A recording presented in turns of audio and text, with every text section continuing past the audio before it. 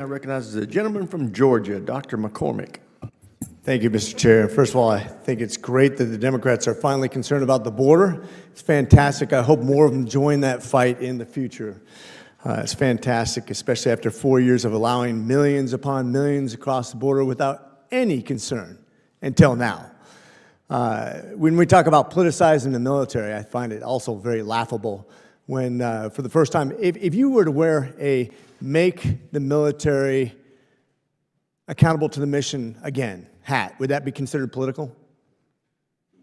I think in many ways that's one of our slogans. Okay, exactly. Mission accomplishment. When I was a young Marine and an old Marine, we were always focused on the mission accomplishment. One of the greatest things you've done is brought us back to our focal point, the ethos of the warrior. Make America Great Again, also I disqualify as political. That's something that every politician should want to do, let alone any military or non-military person that lives in America. So I dismiss that as political. I'm glad that you brought the mission back to all services. As a matter of fact, when I was down at University of North Georgia and we challenged you to come down to one of the Elite Eight, I was really impressed. I've always made fun of the Army, no offense to my Army comrades, about their PT. They were bringing it. They made it scientific. They're mission-oriented. They are absolutely focused 100% in large part because of the new leadership of the military, which I'm really excited about. And I'm looking forward to getting you down there. One of the interesting things that happened recently is the activation of the National Guard in California. This had to be done because, quite frankly, California didn't take care of its own. We actually recently sponsored and wrote legislation that would make those states culpable for the finances that are spent on those National Guardsmen when the governor or the local magistrates don't do what's required to take control of their own problem that was created because of their lack of action. Do you think that's a good idea, or do you have a better idea for motivating people to do what's right instead of having the president step in? I think what the president has done here is common sense.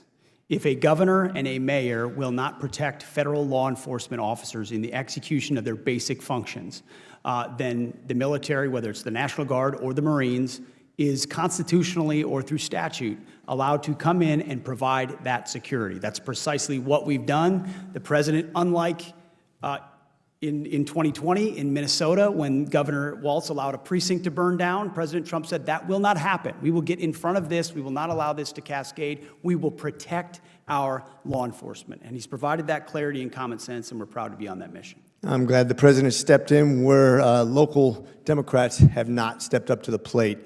One of the things I noticed in my recent experience as a veteran is I had to go down to the DEER's office in person, take a half a day off. Now, luckily, I have staff that can help me arrange those things, but I had to send in a form where my son, just to prove my son's still in college, instead of emailing it or faxing it or whatever we do in the modern technology, I do it at the DMV.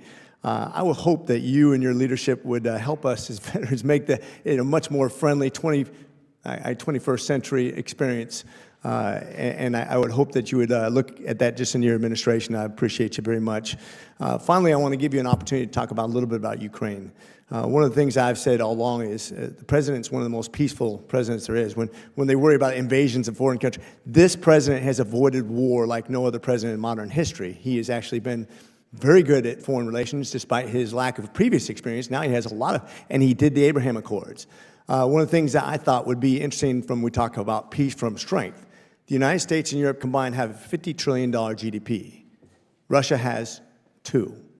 We decimated them, we meaning the Ukrainian forces, with our support, decimated 50% of their armor and about 1 million casualties just based on a little bit they've given. Do you think, according to the Supreme Allied Commander who was testifying here before, that if we gave them wholesale support, we could end this war very quickly if Russia won't come to the table per President Trump's guidance? There are multiple ways in which we could help affect the front line and negotiations, and the department is prepared to support what might be necessary to do so, but our overall message is, and there's been billions spent already, and there are presidential drawdown authorities that exist right now that are still going in support of Ukraine, but our encouragement is that our European allies continue to step up as well. General Kane, what do you think about Ukraine? You got about 10 seconds, sorry. Well, sir, I think, you know, obviously the killing's got to stop on both sides, and that's, as all of us, you, thank you for your service as a warfighter knows. Gentleman's time's expired. Chair, and I recognize the gentleman from Pennsylvania, Mr. DeLuzio.